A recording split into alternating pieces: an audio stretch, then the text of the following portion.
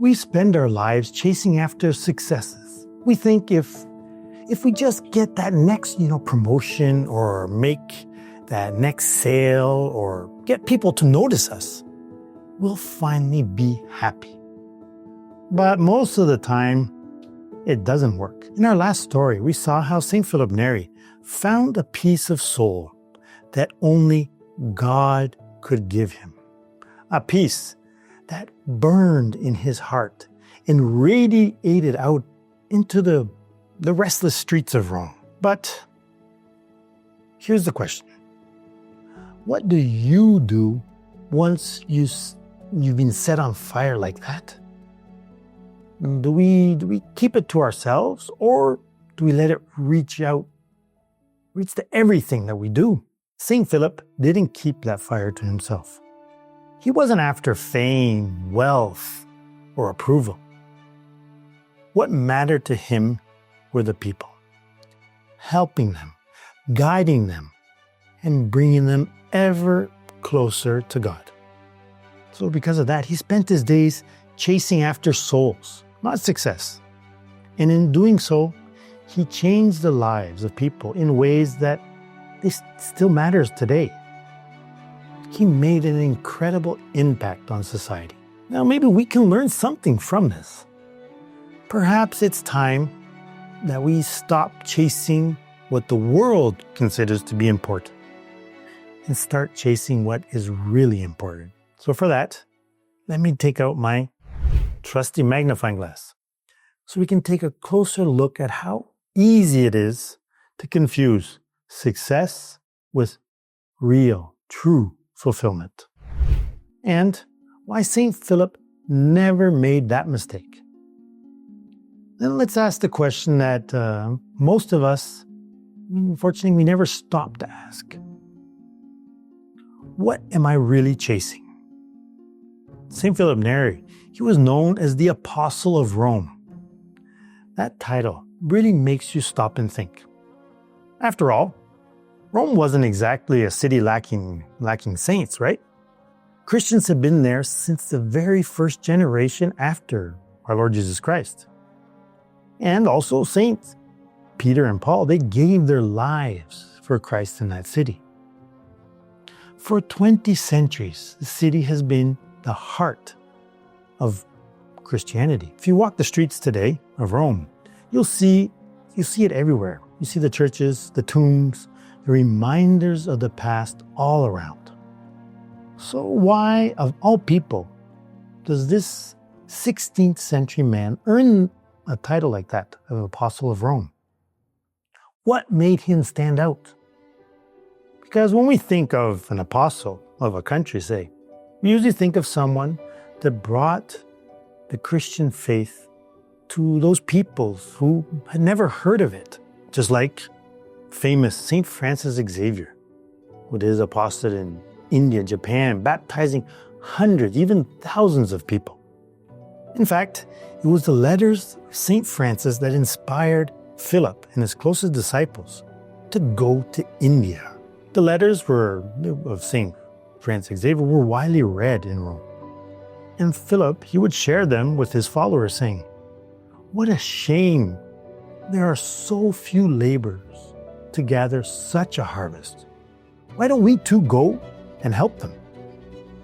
But when he sought guidance about a mission abroad, there was a Cistercian abbot who told him, "Rome will be your India."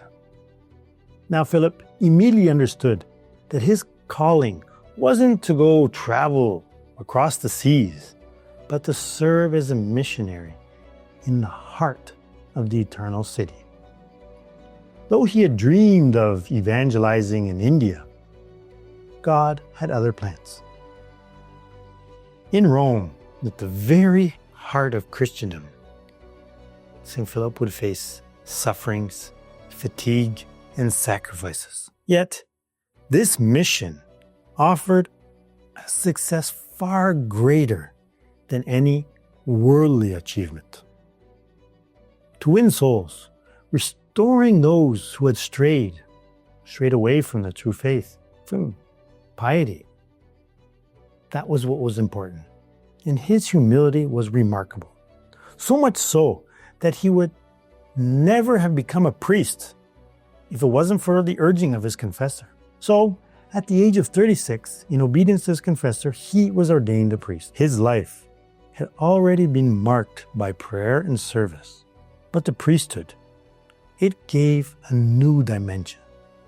From that moment on, he dedicated himself fully to celebrating Mass and hearing confessions. Now, that might sound like something ordinary, normal, right? But this was a different era. In those days, the people were, unfortunately, quite lax when it came to their spiritual lives. Most of the people thought going to confession once a year was enough. Philip, he saw how much this was hurting the souls. And he threw himself into encouraging people to embrace the sacraments more often, especially the sacrament of confession. And St. Philip, he was you'd say one of the first, if not the first, alongside other holy men of his time, to help bring back the practice of frequent confession and regular communion in Rome. St. Philip once said, "Frequent confession is the cause of great good for the soul." Why? Because it purifies it, heals it, and strengthens it in the service of God. Over time, he became a trusted counselor to popes and cardinals. And people from all walks of life, they went after him. They sought him. They sought him out for guidance and intercession. The rich and the poor, the young and the old, clergy, religious, and lay people alike, they all could say ran after St. Philip. Philip placed joy at the center of Christian life. He encouraged everyone to pursue holiness through simplicity, humility, and trust in God's providence. Now, his motto was simple yet very profound. His motto was charity and cheerfulness, or as he sometimes said, charity and humility. It's a reminder that true success is not measured by wealth or titles, or getting caught chasing the wrong things. And here's something to think about. If you and I, all of us, we really want to follow in the footsteps of St. Philip Neri, we need a guide, someone who can help us to keep our eyes on what truly matters. So for that, I want to invite you to make your consecration to our Blessed Mother. Because when you do, you're asking her to help you stay on the right track, to keep chasing what truly matters. And not too unfortunate, like happens to most of us, to get lost in all those distractions and the noise of life.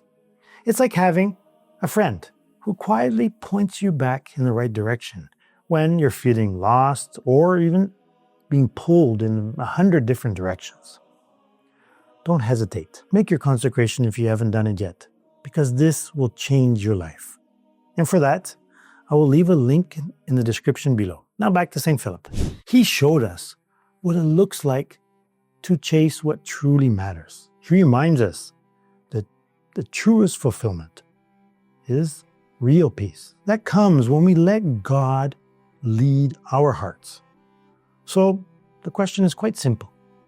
Are you chasing what truly fills your heart?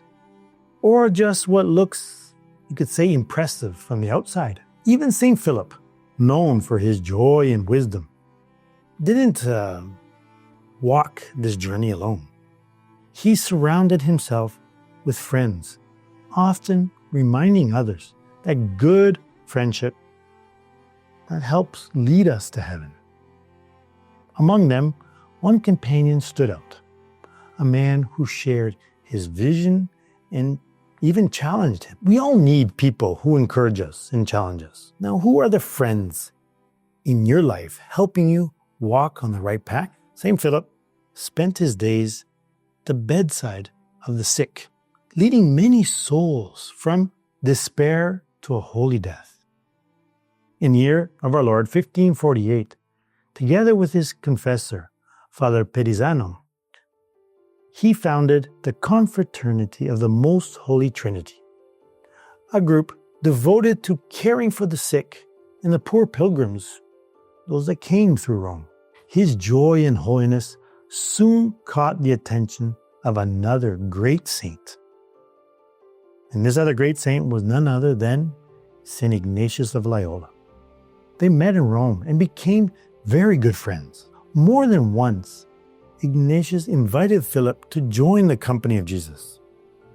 But Philip sensed that God was calling him to take another road. Impressed by how many embraced the consecrated life through the words of St. Philip, St. Ignatius nicknamed him the Bell, saying, just as the parish bells call everyone to church while remaining in its place, this apostolic man brings others to the religious life while he himself remains outside. Now, Philip, in turn, greatly admired St. Ignatius.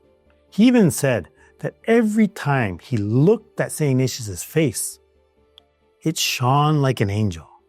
Such was the friendship between these two saints. Philip had a unique way of evangelizing, one that didn't follow the usual path, yet it drew countless souls closer to God. He was no less of a missionary because he stayed in Rome. His mission field was the heart of the city, and his impact was eternal.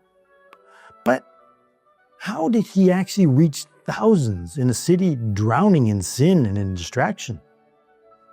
The answer, I'm sure it will surprise you. In the final part of this story of his, we will uncover the quiet but very powerful way St. Philip changed lives. So, unfortunately, my time is up, but I hope to see you in the next video. God bless and Salve Maria.